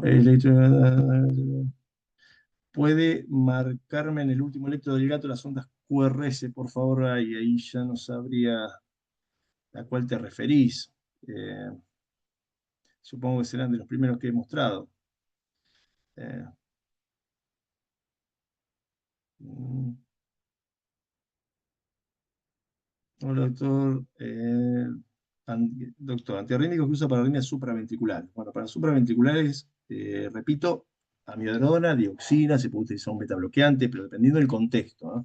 Si es una paciente que tiene una enfermedad de base con función sistólica deteriorada, hay que tener cuidado en utilizar drogas que tengan algún potencial inotrópico negativo, porque uno puede terminar perjudicando a ese paciente, ¿no? Por ahí es un paciente que viene con cierta estabilidad hemodinámica y al deteriorar aún más la función sistólica, este, capaz que uno hace macana. O sea, hay que utilizarlo con prudencia, ¿sí?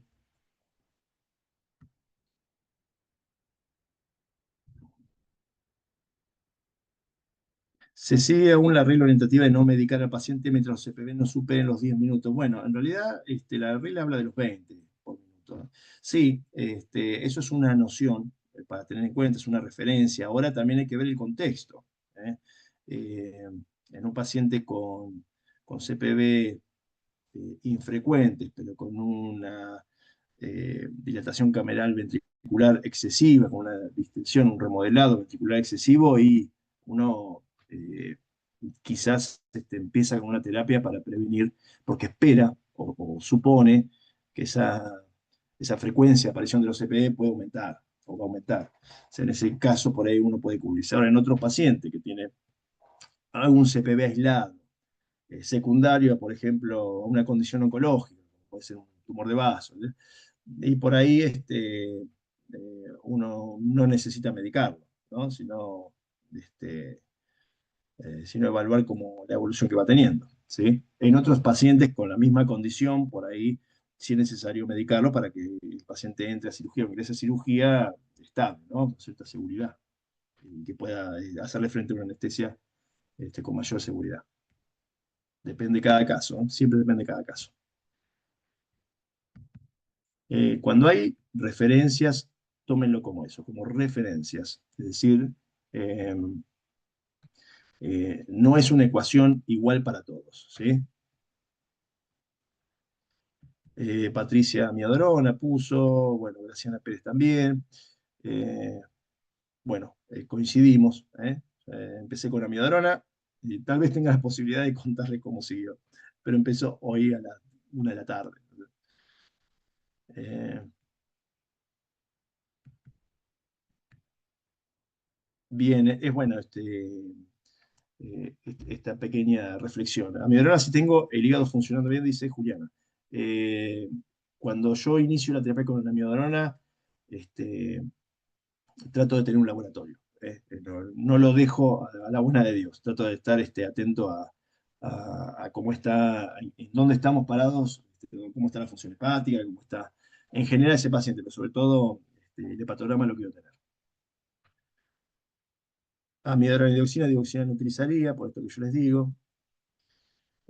Sí, bueno, la Belén, amiodarona y furosemida para, claro, este paciente empezó con una dosis mayor de furosemida que venía tomando, porque es un paciente que venía tomando furosemida desde febrero, y al principio parecía inicialmente, digamos, darle resultado.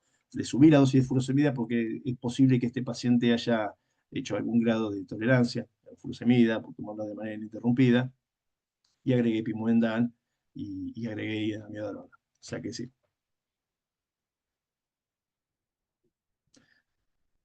Bueno, dioxina de vuelta, no la daría en este caso, y si no sotalol, el sotalol lo utilizaría como un plan C, eh, como un plan C.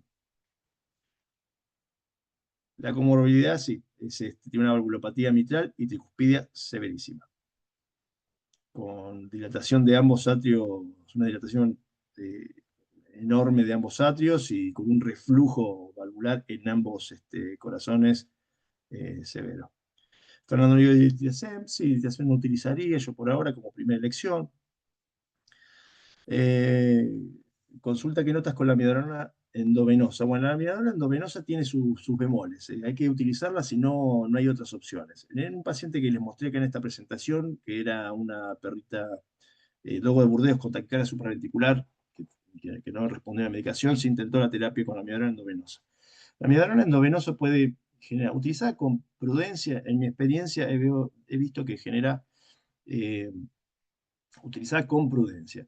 Eh, eh, Pocos problemas, realmente pocos problemas. No sé si es tan efectiva, pero genera pocos problemas. Eh, el rash cutáneo es lo más común que se observa con la miedrona, que es el fenómeno de hipersensibilidad en la piel que se genera cuando uno la da de manera continuada. Uno tiene que tratar de darla en, en un bolo durante unos pocos minutos. Pero después se puede hacer una infusión constante, dependiendo de cada caso y efecto. ¿Sí? Pero con mucha prudencia y cuando no funcionan otras cosas. Aparte de la arritmia, Graciela pregunta si tiene alguna otra enfermedad de abdomen. No, no. Amiodarona con aterolol. Bueno, eh, podría ser. Podría ser. En este paciente que eventualmente no estaba con signo de insuficiencia cardíaca izquierda, que parecía conectado y eh, eh, de hecho me dio la sensación de que pese a encontrarlo descompensado como estaba transitando una meseta más o menos interesante de estabilidad, no estaba tan mal, arranqué directamente con la miadrona. Por supuesto, esto queda supeditado a controles periódicos, prontos. Yo este paciente estoy viendo, primero voy a seguir hablando con él y lo voy a ver en unos poquitos días. Muy clara la charla, gracias Fernando, a vos. O sea que si tiene fracción de contaminación reducida, no es conveniente ni otra. Correcto, esa es la idea. Hay medicaciones o combinaciones de medicaciones. Hay medicaciones que tienen potencial inotrópico negativo, como por ejemplo los beta bloqueantes. Los beta bloqueantes tienen poco potencial inotrópico negativo, poco. La verdad es esa. Eh, y el diltiazem es otra medicación que tiene potencial inotrópico negativo, que también es poco, ¿sí? Poco. Pero la combinación de ambas medicaciones puede llegar a generar un deterioro de la función sistólica en algunos pacientes. Por lo tanto, ahí hay que usarlo con mucha prudencia. Eh, el diltiazem se puede utilizar, y de hecho se está utilizando bastante combinado con la amiodarona, para pacientes con fibrilación atrial, incluso en casos que presentan una cardiopatía de base, como la cardiopatía dilatada. Ustedes saben, la cardiopatía dilatada cursa con una función sistólica reducida, deteriorada. Este, es un paciente que ya está con una afección de la contractilidad y, sin embargo, en pacientes que están con la fibrilación y con la cardiopatía dilatada y están ya con un cuadro de fibrilación auricular, dan un resultado positivo. Yo la he usado no en tantos casos, pero el resultado puede ser interesante. Eh, Gracias, Ariel. Gracias, che. ¿Cuántos amigos que hay? Muchos amigos. Damián, vení también. Bueno, muchas gracias. Más como dice, dime. Muy bien, coincido, Ariel. ¿Eh? Perfecto. Marque Juliana, ¿cuál es el problema si no hay amiodarona? Bueno, qué buena pregunta. Sotalor. Uno puede probar con Sotalor. Ahí, a ver qué pasa. ¿Sí? Felipe, bueno, gracias, Felipe. Otro amigo más, che. Gracias, Belén. Gracias a ustedes, che, por estar ahí.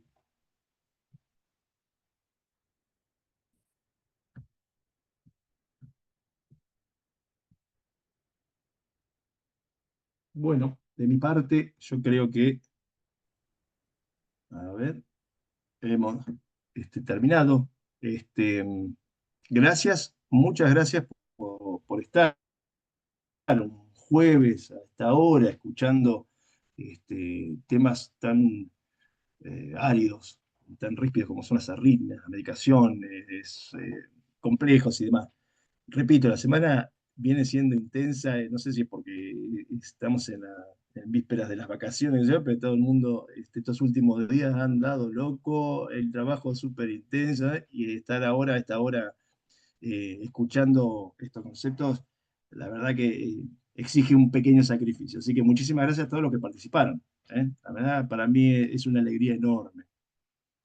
Sobre todo poder compartir eh, parte de la experiencia, la humilde experiencia personal, que uno, y la información que uno va juntando de ver y ver pacientes. Este, yo a diario me encuentro con conceptos que los tengo que resignificar, conceptos que tenía muy instalados, pero frente a determinados pacientes, determinadas enfermedades y con las respuestas variables a determinadas medicaciones, tengo que resignificar permanentemente. Eh, y compartirlo con ustedes, la verdad que es un placer. Una alegría bárbara y gracias, Darío, por el espacio.